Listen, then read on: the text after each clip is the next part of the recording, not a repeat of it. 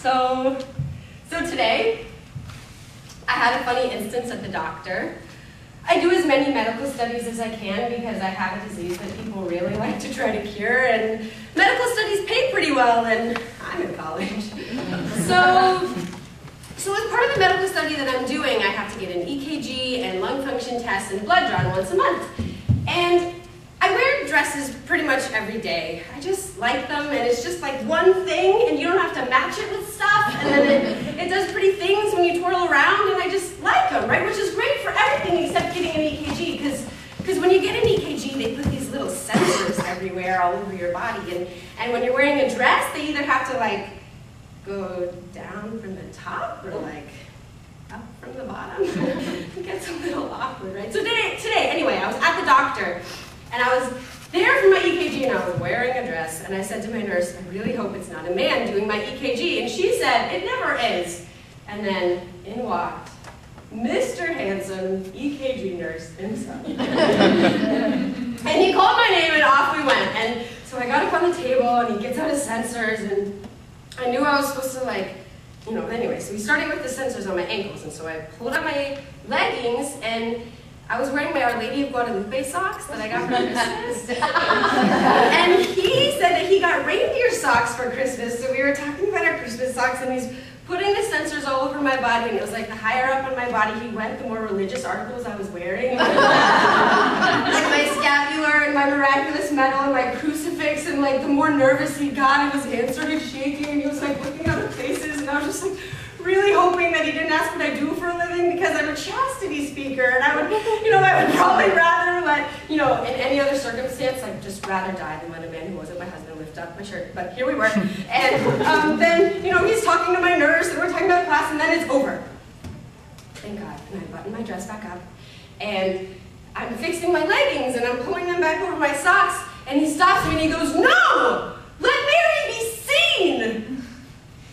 Catholics. That guy was so cute.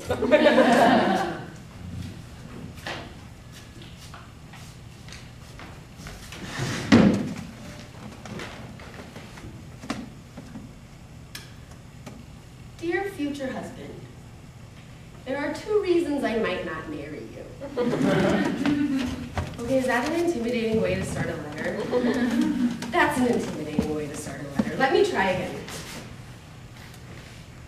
Dear future husband,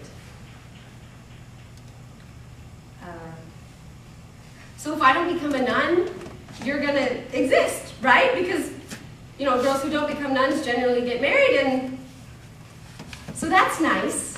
I rarely take the shortest distance between 2 points. I usually take the prettiest distance, though, the distance with the most trees, but like, metaphorically speaking, that means I tend to overshare, and I can't help myself. They say to start in the middle. If I was a linear kind of person, I'd know where the middle was. Okay, so I might die in the middle of my marriage. Yes, that's where I'll start. Dear future husband, I might die in the middle of our marriage. I might just up and die. Which I was fine with when I was thinking that I was going to be a nun, because good, whatever, I just get to see God sooner. But poor mother, one time she told me, don't be in such a hurry to go to heaven and see God. But if there's a you, that would make my mother a grandmother, right? Because we're Catholic. I mean, I haven't met you yet, but I'm assuming that you're Catholic. Not because I only date Catholics necessarily, but because who would want to date me if they weren't Catholic? I'm like really nuts about this stuff. Like, I love the church. Like, I hope if the day ever came that I would be willing to die for the church. And like, shouldn't we agree on stuff that we're willing to die for? Oh yeah, my death. I'm going to die young. I have this feeling that I might not. That like I'll spend my whole life worrying about, my young death, that, all of a sudden I'll wake up one day and realize that I've managed to live well into my 90s with my cats and my 20 children. I'm not saying we have to have 20, but a lot would be nice, like more than 5. So I have cystic fibrosis. It's a disease that puts too much salt in your body and complicates all sorts of stuff. Like I can't breathe very well and I can't digest any of my food. I really do make a ton of salt. Back in the day, if your baby was salty when you kissed her, you just knew she was gonna die young because salty babies die, and that was that. When I was diagnosed, the average life expectancy was 17, and now it's 37. Hence my saying, I'm going to die in the middle of our marriage and leave you all alone with lots of kids to raise all by yourself. Now, if that happens, I want you to call Leslie. You'll meet her one day. She's yeah,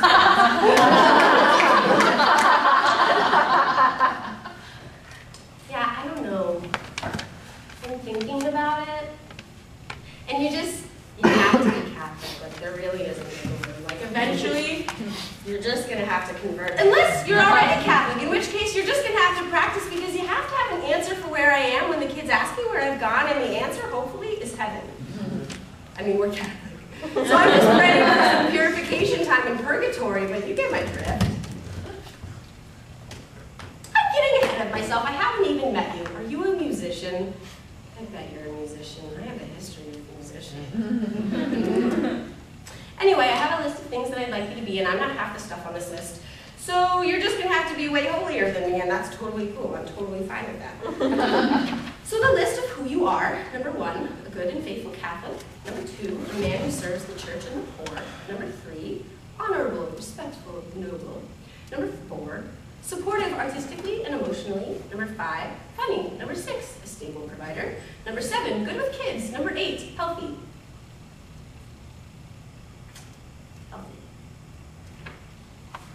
Okay, let's talk about health. I have this secret fear that, like, we're going to spend the first part of our marriage worrying about my health and the kids and, like, what we're going to do with my health and the kids, and then, like, all of a sudden, out of nowhere, you're just going to, like, get cancer and die 6 months later. Which, if that happens, I just want to let you know I'll do everything I can to take care of you.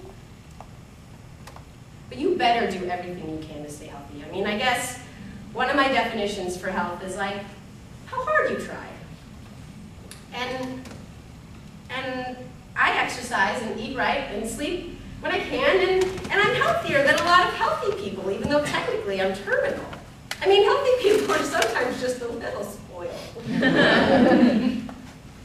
I really love you, you know. I don't know who you are, but I love you, and I pray for you all the time. Lots of love, your future wife.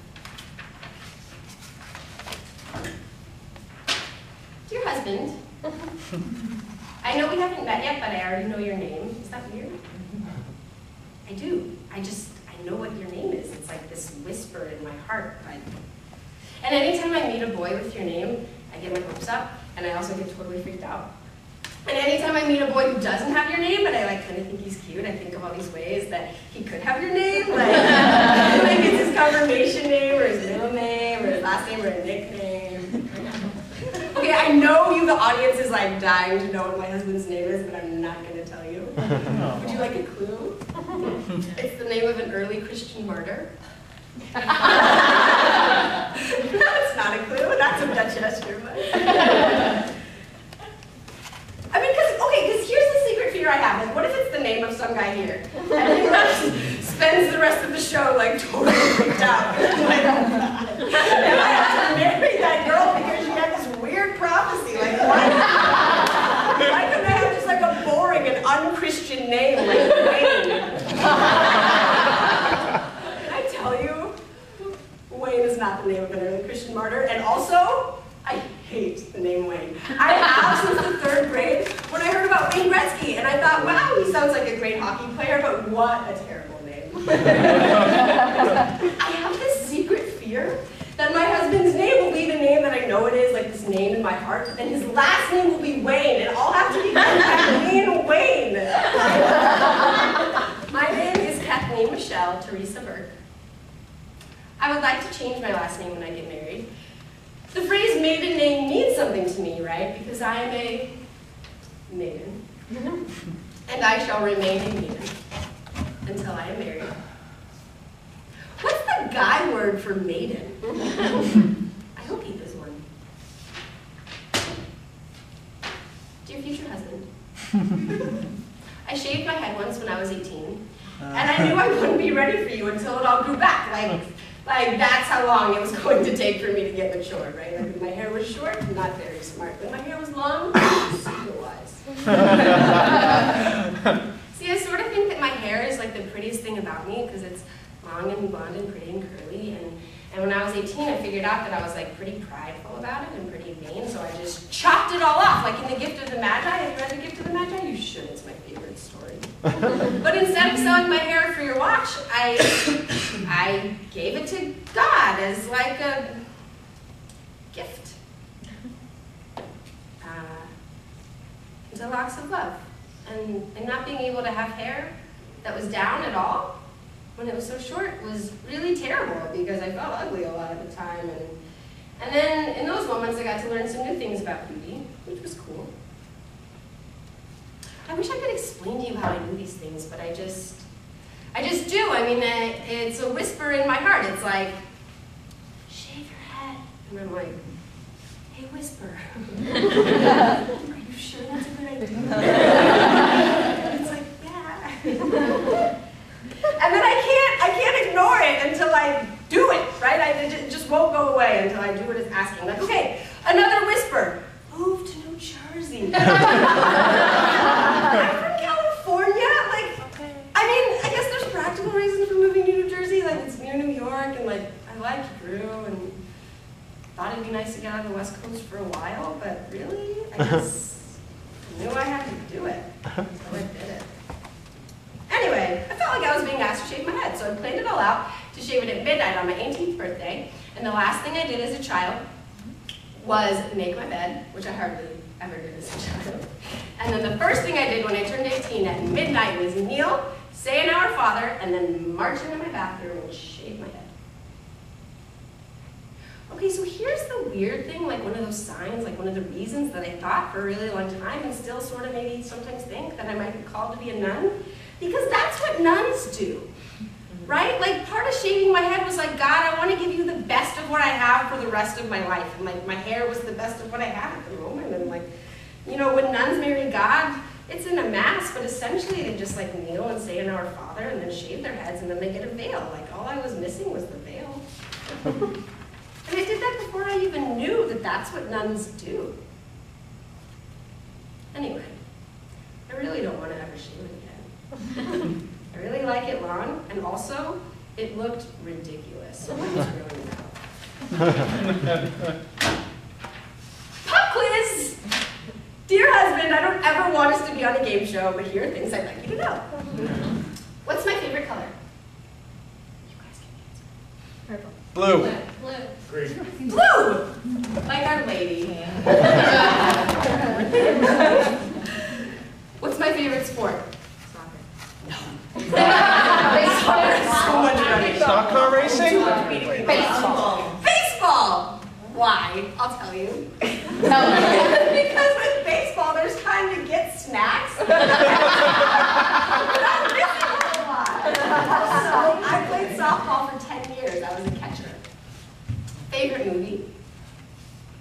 Up. Princess Bride. Yeah.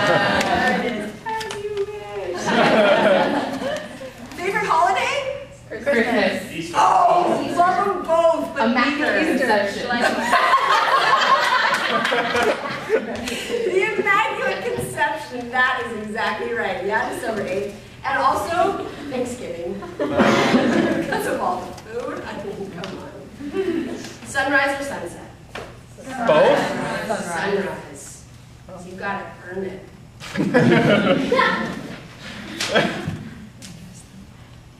Dear future husband, I would like to tell you the journey of my vocation in a nutshell.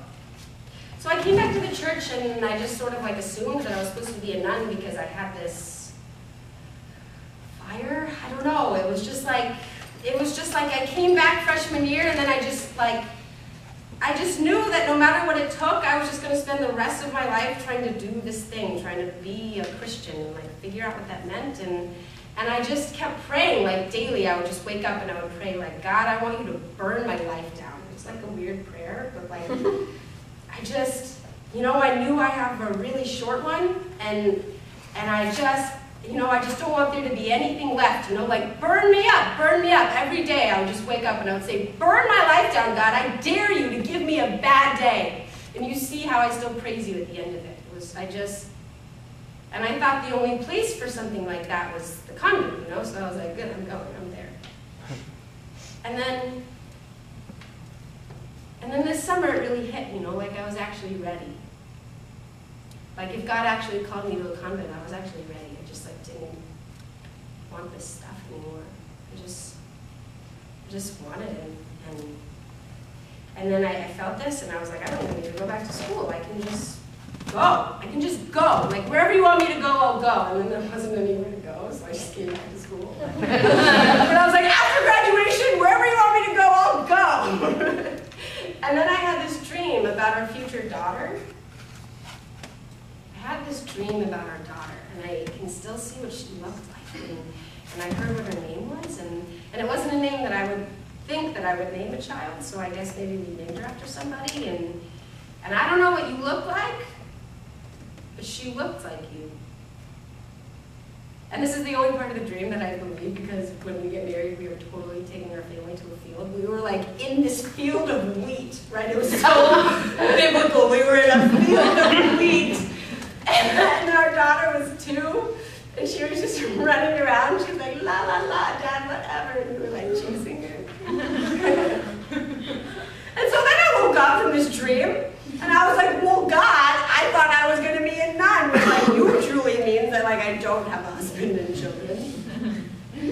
And so that was before Advent, and so I prayed, every day until Christmas. I was like a super good Catholic. I prayed all the time. And I was just like, okay, so what do you want me to do? What's this dream? And I just kept hearing your name. And then I was in the church that I was baptized in and received my first communion, and I was making a holy hour, and it was Christmas Eve. A holy hour is like this Catholic thing where you just sit in a church for an hour and you just pray. So I was in there and I was praying and I was making this holy hour, and I thought that I would decide that my soul looked like a pew, because that's a pretty good thing for a Catholic soul to look like, right? A pew. So I figured that my soul was going to look like a pew, and that if I was called to be a nun, that God would just leave a little note on my pew, like one of those notes that's like, will you be my nun forever? Check yes or no. So this was how I was going to decide the rest of my life. I was going to just wait for this note. And I was there and I was looking at my pew, and there just wasn't a note.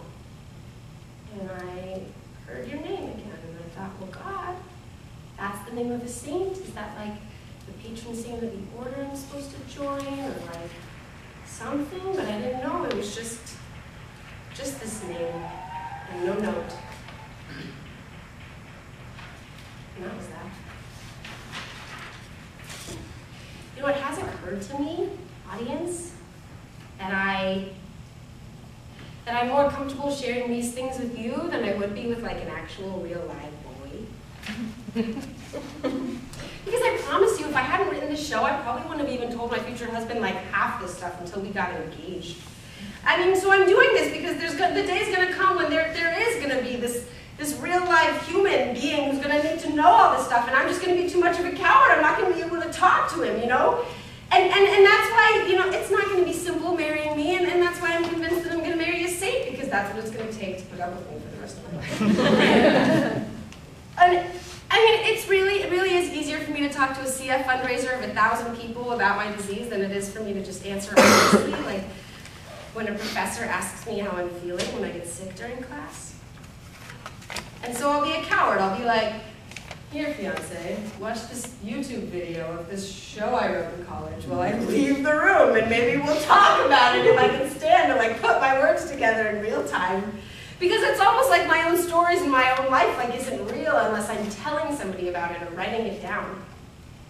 So I guess I wrote the show because I wanted to talk about God and God's will, and theater is God's will for me as much as I know, and I guess maybe a husband's God's will for me, and well, here they all are in the same room.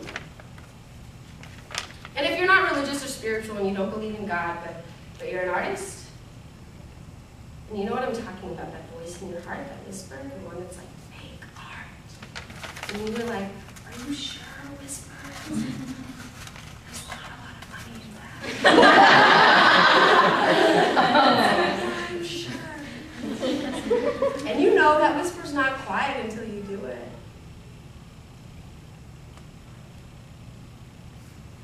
Dear future husband, I'm okay with being a nun. I'm even okay with dying. What I'm not okay with, it still makes me uncomfortable, is the idea that you're actually real and you're actually on your way to me and we're going to meet one day.